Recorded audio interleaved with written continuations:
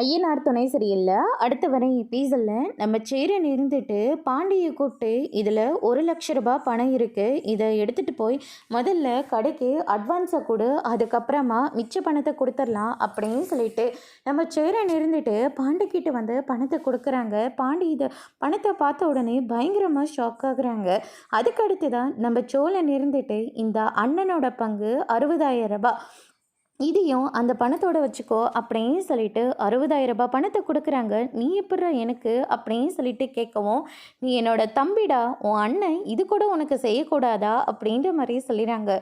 பாண்டி ரொம்பவே எமோஷ்னல் ஆயிடுறாங்க. அதுக்கு அடுத்ததாக வந்து பார்த்திங்கன்னா நம்ம நிலா இருந்துட்டு இதுலேயும் ஒரு 70,000 பணம் இருக்குது அப்படின்னு சொல்லிட்டு பணத்தை கொடுக்குறாங்க. நிலா கொடுத்த உடனே பாண்டி வந்து பயங்கரமாக ஷோக் ஆகுறாங்க.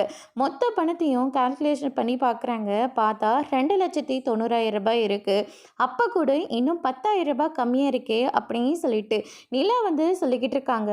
அந்த நேரம் பார்த்து நம்ம நடேசன் இருந்துட்டு இதில் பணம் இருக்குது, எவ்வளோ இருக்குன்னு பாரு அப்படின்னு சொல்லிட்டு பணத்தை கொண்டு வந்து கொடுக்குறாங்க.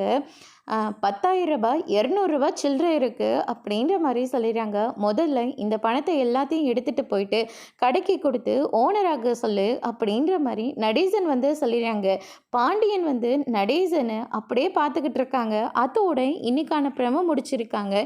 இனி ஐயனார் துணையில் இந்த பணத்தை எவ்வளோ பத்திரமா எடுத்துகிட்டு போய் பாண்டியன் கடையில் சேர்க்க போகிறாங்கன்றதை வெயிட் பண்ணி பார்க்கலாம். தேங்க்யூ.